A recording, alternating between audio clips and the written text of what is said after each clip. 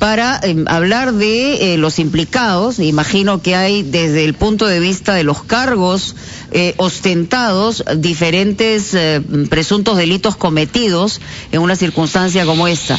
Romy, ¿cómo está? Bienvenida. Buenos días, gracias por la invitación. A ver, quienes siendo funcionarios fueron inmunizados, no solamente ilegalmente, sino que además sin la autorización y protocolos respectivos, ¿a qué se enfrentarían? Mira, Mónica, realmente delitos van a cambiar en función a dos variables. Ajá. La primera es si se establece que el convenio firmado para el ensayo clínico entre Sinopharm y la contraparte no fue nada más la Universidad Cayetano Heredia, sino también el Estado peruano. Si el Estado de alguna manera participó en el convenio, por tanto, las personas vinculadas, como por ejemplo el jefe investigador de la Cayetano Heredia, el doctor Málaga, serían considerados para el derecho penal funcionarios públicos. Y por tanto la cantidad de delitos sería mucho mayor. ¿Por qué? Porque los bienes, es decir, las vacunas, no serían bienes de particulares, bienes de privados, sino serían bienes públicos, bienes del Estado que fueron mal manejados. Si eso es así, todo funcionario público que pone su cargo de alguna manera el manejo, control, custodia, administración de esas vacunas, respondería por el delito de peculado. Porque claro, está disponiendo para un fin personal, sea para ellos, para sus familiares, que puedan ser hasta cómplices y otros allegados, de un bien que era de propiedad del Estado. Entonces ahí el panorama sería mucho más grave. A ver, Romy, estamos escuchando una comunicación no tan clara, y por eso vamos a ver si podemos ubicarnos mejor, pero evidentemente lo primero que señala es que evidentemente aquí, a pesar de ser contrato entre privados, que era lo primero que se había señalado, se trata de un bien público. O sea, el Estado está involucrado, representa y garantiza este contrato, digamos, entre privados, porque de ahí también sale el dinero para pagar estas vacunas. ¿Estoy en lo correcto? A ver, vamos a ver si podemos lograr. Se ha caído la comunicación, estaba todavía, pero digamos que yo por lo menos es lo que he entendido, Fernando, Carlos, en primera instancia, sí, porque hubo una primera discusión sobre la diferencia entre lo público y lo privado, y efectivamente estamos hablando de dos privados, pero que al medio y manejando el presupuesto del pago del bien que se obtiene está el Estado, ¿no? Así es, vamos a ver qué cosa es lo que se define finalmente, pero en todo caso la vacuna era un bien nacional. Correcto. Y fue considerado como tal. Aparentemente, en efecto, el contrato que rige el ensayo clínico fue hecho entre la Universidad Cayetano Heredia, que es privada, y el laboratorio Sinopharm, que es formalmente privado también. De manera que veamos lo que los abogados dicen del tipo de delito que puede configurarse en este marco contractual. Muy bien, ahora sí, ya está la doctora Chan. ¿Cómo está, doctora, nuevamente? Esperemos que ya la comunicación esté clara. Sí, esperemos que sí. Ahora sí, sí, la escuchamos. Sí, perfecto. Yo les venía diciendo que en verdad el análisis penal va a depender de dos variables, ¿no? Si bien se ha dicho que en principio los acuerdos, por lo menos es lo que dijo la Universidad Cayetano Heredia, ¿no? Que el acuerdo para la realización del ensayo clínico fue un acuerdo entre la Cayetano y la empresa Sinopharm, o por último, entre particulares, ¿no? Lo cierto es que para la realización de ese ensayo participó activamente el Estado peruano, a través del Instituto Nacional de Salud, que es el que da las autorizaciones correspondientes. Y cuando eso ocurre, cuando el Estado participa, se involucra y además establece un vínculo o una relación con los investigadores particulares, esa relación o vínculo para el derecho penal sí puede generar que esas personas, que en principio son privados, tengan la calidad de funcionarios públicos. Y si tienen la calidad de funcionarios públicos, también podría eso, incluso dependiendo de los términos del ensayo y de, por ejemplo, cómo fueron los documentos de importación, a quién vinieron las vacunas, sí, al Estado peruano, que luego facilitó la llegada a la Universidad Cayetano Heredia o directamente a la Universidad Cayetano Heredia, ¿no? También podría verse que esas vacunas fueran bienes públicos, ya no solamente privados, porque es el Estado el que de alguna manera para la realización de este proyecto, y dado el Estado el contexto de emergencia, participa y se involucra activamente. Si eso fuese así, y que es algo que va a tener que determinarse con la lectura del convenio que se realizó y también con la revisión de los documentos de importación para mirar a quiénes fueron destinados estas vacunas inicialmente cuando llegaron al Perú, ¿no? Sí, pero si eso fuera así, entonces allí realmente todos los funcionarios encargados de la custodia, administración, entrega a la Cayetano, vínculo, comercialización, supervisión, todo lo que esté vinculado, responderían por el delito de peculado, porque habrían dispuesto para sus allegados o para sí mismos de bienes que eran públicos. Bien. Y sin ninguna consulta. Sí. Entonces, si ese fuese el supuesto, sí, hablaríamos de peculado. Y también... Señora... Sí, perdón. Adelante, termine, por favor. Sí, tan cortito para poder ir al corte, luego venimos con la pregunta de Fernando, sí, para redondear, antes de irnos al corte. Pues eso así también, las personas que participaron en los contratos de negociación, sí, como por ejemplo el Ministerio de Relaciones Exteriores, también podrían responder eventualmente por un tema de negociación incompatible. Perfecto. Vamos a pausa, regresamos con la pregunta de Fernando.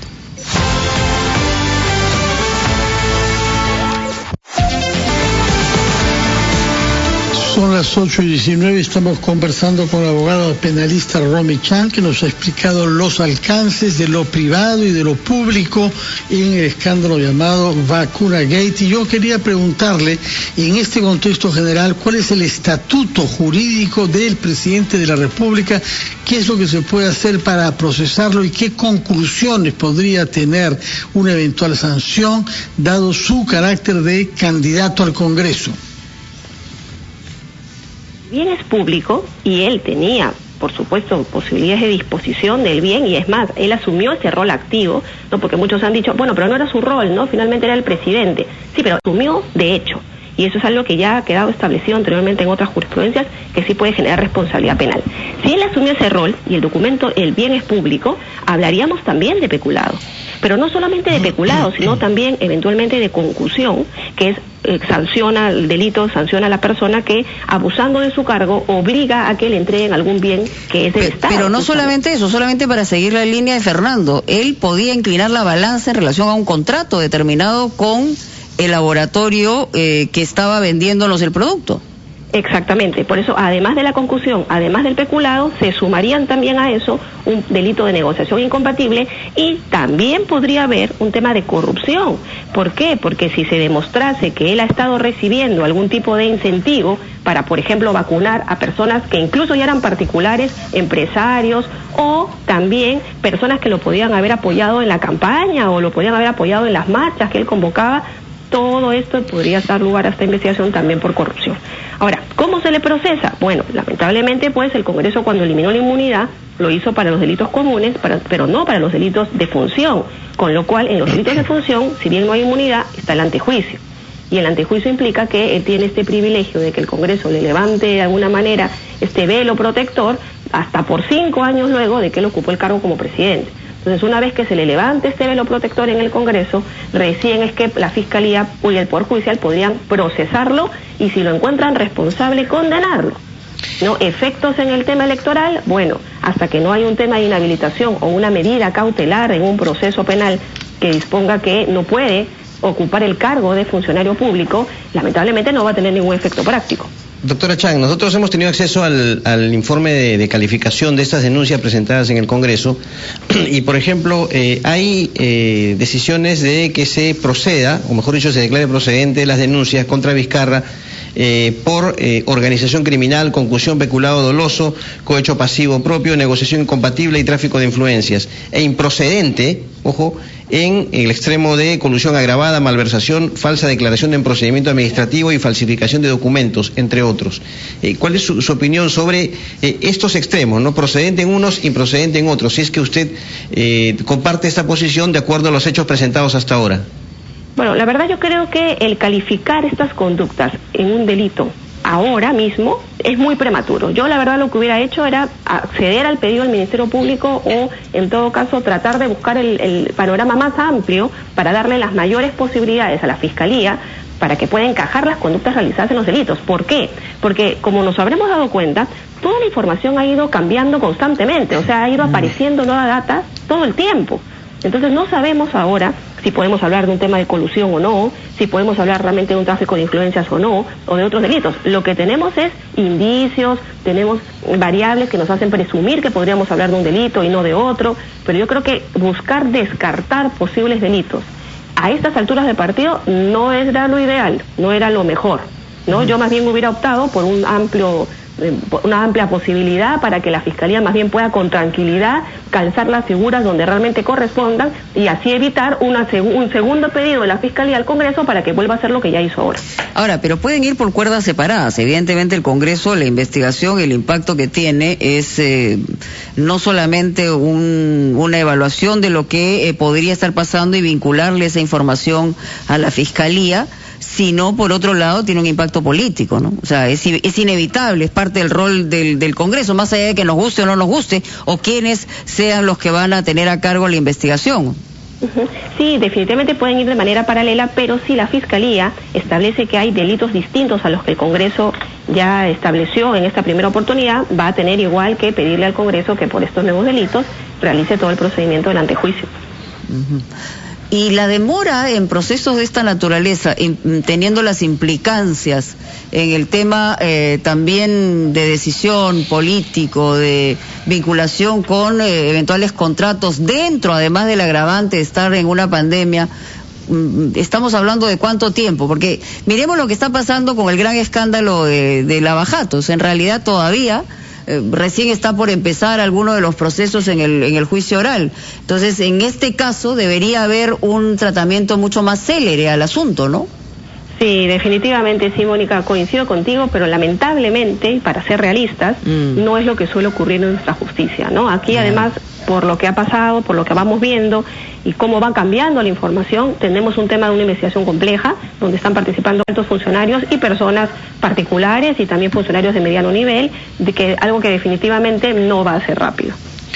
Doctora Chang, hay quienes consideran, lo hemos escuchado en las críticas que hay al Ministerio Público, se supone por las demoras, ¿no?, o la falta de prolijidad en el tema de la denuncia, hay quienes consideran que en este caso, vinculado a Vizcarra y a las exministras, debió asumir el coordinador de la Fiscalía Anticorrupción.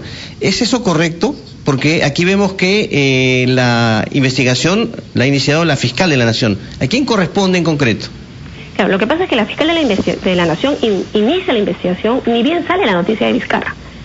Y claro, porque Vizcarra tiene la condición de un expresidente de la República y por tanto solo la Fiscalía de la Nación podría participar en su investigación y procesamiento. Esa es la preliminar.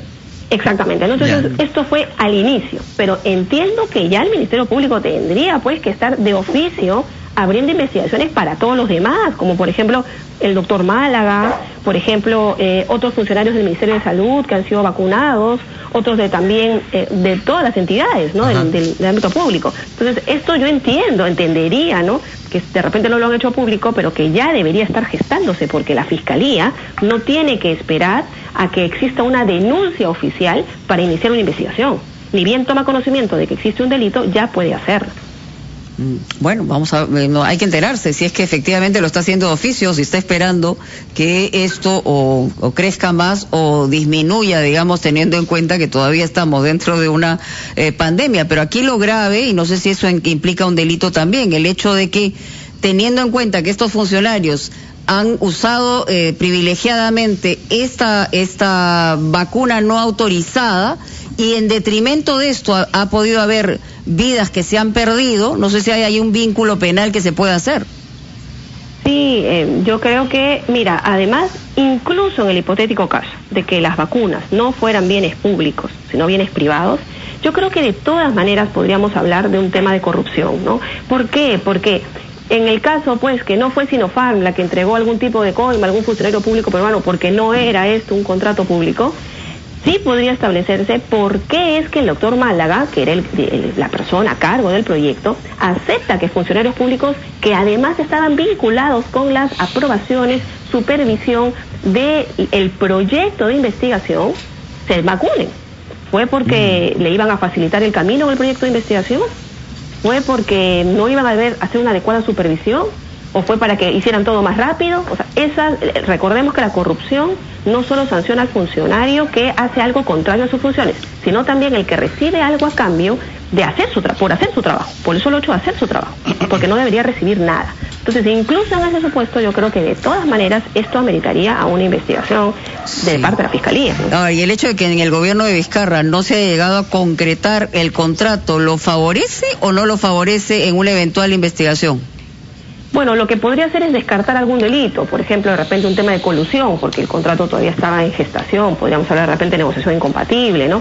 Pero en verdad no es que quite mucho su responsabilidad, porque él finalmente igual se vacunó y era la persona que asumió, y además porque nos lo decía en la televisión todos los días. Sí, claro. Entonces decía, yo estoy supervisando. Entonces, él es el que directamente supervisó y hizo el contrato con el señor Málaga. Habría que preguntarle al señor Málaga por qué aceptó vacunar al presidente y a su esposa y al hermano y a todos los allegados. ¿Fue por algo a cambio? Esa es la pregunta y ahí lo dejamos. Muchas gracias a Romy Chan por estar con nosotros. Luego de la pausa y titulares volvemos en Ampliación de Noticias.